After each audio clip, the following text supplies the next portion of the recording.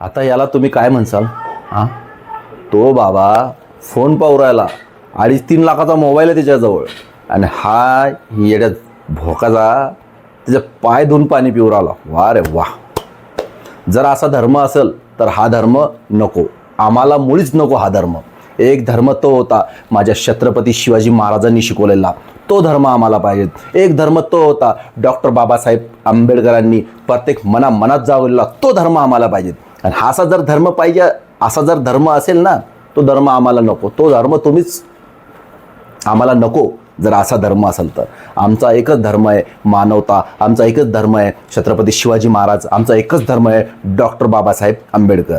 आणि हे पाय धुवून पाणी पिणं हे नाही पटत आम्हाला.